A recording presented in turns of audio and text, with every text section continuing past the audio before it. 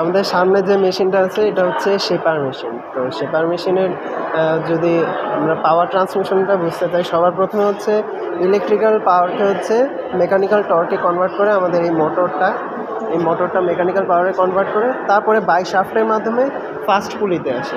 First পুলি থেকে by বেল্টের মাধ্যমে আসে সেকেন্ড পুলিতে।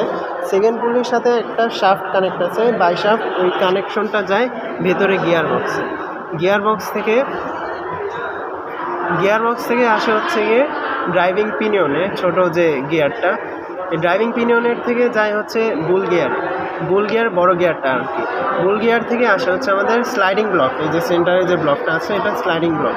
এই স্লাইডিং ব্লকের মুভমেন্টের জন্য আমার এই রকার আর্ম, এই লাল যে পার্টটা বড়টা রকার আর্ম, এটা মুভমেন্ট করে। আর এই রকার আর্ম মুভমেন্ট করলে হচ্ছে আমাদের এই র্যামটা মুভমেন্ট করে বড়টা। আর এই র্যামের সাথে হচ্ছে কানেক্টেড আছে হচ্ছে গিয়ে আমাদের টুল পোস্ট। এই টুল পোস্টে হচ্ছে আমাদের এখানে জবটা কনভার্ট করে। আর তারপরে হচ্ছে আমাদের আরেকটা হচ্ছে টেবিলের মুভমেন্টের জন্য, অটোমেটিক মুভমেন্টের জন্য আমাদের হচ্ছে ভেতরে স্লাইডিং ব্লক থেকে ফিট স্কেলের মাধ্যমে আমাদের আসে হচ্ছে গিয়ে, তারপরে কানেক্টিং রডের মাধ্যমে আমাদের আছে র্যাচেট মেকানিজম থেকে লিড স্ক্রুয়ে যায়। লিড স্ক্রু থেকে হচ্ছে আমার টেবিলটা ডানে বামে মুভমেন্ট করতে পারে। তাহলে আমাদের যে এই মেশিনের মেজর পার্টগুলো হচ্ছে সর্বপ্রথম র্যাম, উপরের বড় পার্টটা হচ্ছে র্যাম।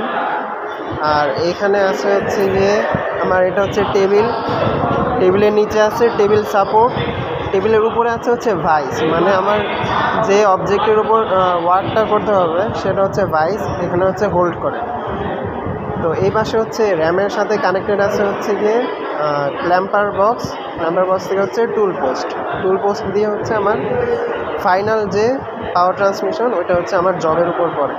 এখন এই জায়গায় আরও কিছু মেজর কম্পোনেন্ট আছে, যেমন এখানে হচ্ছে সুইভেল হেড দিয়ে হচ্ছে গিয়ে আমরা র্যামের স্লোপটা কম বেশি করতে পারি। আর উপরে আছে হচ্ছে গিয়ে ফিড হুইলের মাধ্যমে হচ্ছে আমরা টুল পোস্টটা উপরে বা নিচে শিফট করতে পারি।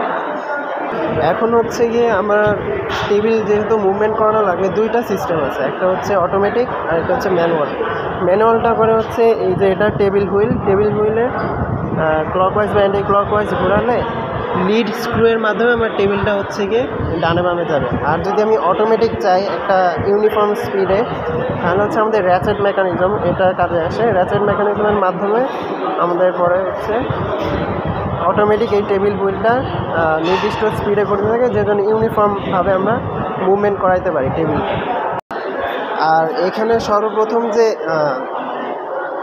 প্রথমে তো গিয়ার অন করে, মোটর অন করে হচ্ছে এই সুইচটাকে, মোটর অন করার পরে সেটা ঘুরতে থাকবে, তার কাজ করতে থাকবে। কিন্তু আমি যদি ড্রাইভিং পিনিয়নটা যদি এঙ্গেজ না করি তাহলে কিন্তু আমার র্যামটা ঘুরবে না। ড্রাইভিং পিনিয়ন এঙ্গেজ করার কীভাবে করে সেটা হচ্ছে গিয়ে এই ক্লাচ অন অফ লিভারের মাধ্যমে আমরা ড্রাইভিং পিনিয়নটা এঙ্গেজ করতে পারি, যাতে পাওয়ার ট্রান্সমিশনটা গিয়ার বক্স থেকে হচ্ছে আমার র্যামে যায়। তো তারপরে আমার হচ্ছে স্ট্রোকের স্পিড কম বেশি করানোর জন্য এখানে কিছু গিয়ার আছে, কন্ট্রোল আছে, এগুলোর মাধ্যমে আমরা স্পিড কন্ট্রোল করতে পারবো র্যামের। এখন হলো আমার যদি র্যামের স্ট্রোক লেন্থ কমাইতে বা বাড়াইতে হয়, যেমন স্ট্রোক লেন্থ বলতে কী বোঝায়, স্ট্রোক হচ্ছে র্যামটা আমার সামনে পেছনে কত দূর যাবে, এটা হচ্ছে স্ট্রোক লেন্থ।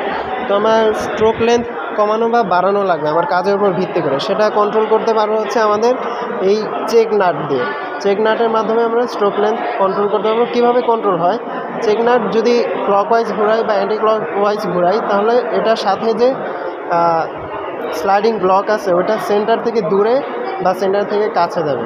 সেন্টার থেকে যত দূরে যাবে আমার স্লাইডিং ব্লক, তত হচ্ছে কি আমার স্ট্রোক লেন্থটা বাড়বে। আর সেন্টারে যত কাছে যাবে স্লাইডিং ব্লক, তত আমার স্ট্রোক লেন্থটা কমবে। আর কি আছে ভাই,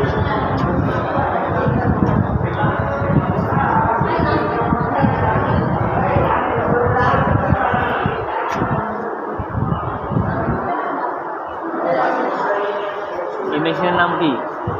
শেপার মেশিন। বলছি কি সব